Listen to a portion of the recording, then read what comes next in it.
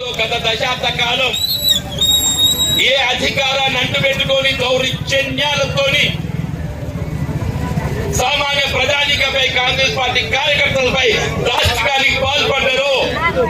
మళ్ళా TRS party నాయకులు ఏదైతుందో, మళ్ళా కాంగ్రెస్ పార్టీ ముసుగులో ఏదైతుందో మన రాజ్యాధికారం చేసి ప్రయత్నం చేసి నేను ఈరోజు జీవన్రెడ్డి గారిని సూటి ఒకటే ప్రశ్నిస్తా ఉన్నాను.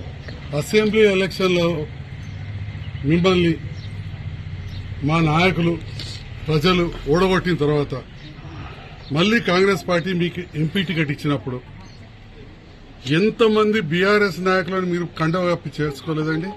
అంటే మీరు కండవ కప్పి పార్టీలో చేర్చుకున్నప్పుడు మీకు ఇవన్నీ జ్ఞాపకం రాలేదా?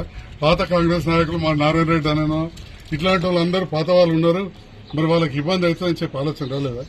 2 ఎంపీపీలను చేసుకున్నారు, మున్సిపల్ చైర్మన్ చేసుకున్నారు, దాదాపు 20 మంది పైన సర్పంచ్ మీకు వ్యతిరేకంగా పనిచేసి నాకు పనిచేసిన వాళ్ళని మీరు మీ ఎంపీ ఎలక్షన్ అప్పుడు చేసుకున్నారు, పిఎస్సిఎస్ చైర్మన్లను చేర్చుకున్నారు, డైరెక్టర్లను చేర్చుకున్నారు, ఎంతో మంది వివిధ కుల సంఘాల పెద్దలు చేసుకున్నారు. మరి అప్పుడు 2023 ఎలక్షన్లో నాకు పెద్ద ఎత్తున మద్దతు ఇచ్చిన నాయకులను మీరు ప్రభుత్వం వచ్చిందని చెప్పి మీకు అన్ని రకాల చూసుకుంటామని చెప్పి మీ ఎంపీ ఎలక్షన్లు అప్పుడు మీరు పార్టీలో జాయిన్ చేసుకోలేదా? అంటే మీరు చేసుకుంటే మీరు పార్టీలో జాయిన్ చేసుకుంటే ఒకటి, లేదా కొందరికి మరి ఇంకా మేము సభ్యత్వం తీసుకోలేదు కానీ ప్రభుత్వంతో మమ్మల్ని కలిసి పనిచేస్తే తప్పు అయిపోతుందా? ఇది నేను జీవన్రెడ్డి గారు సూటిగా ప్రశ్నిస్తున్నా. ఎందుకంత అసహనం వ్యక్తం చేస్తున్నారు పెద్దలు?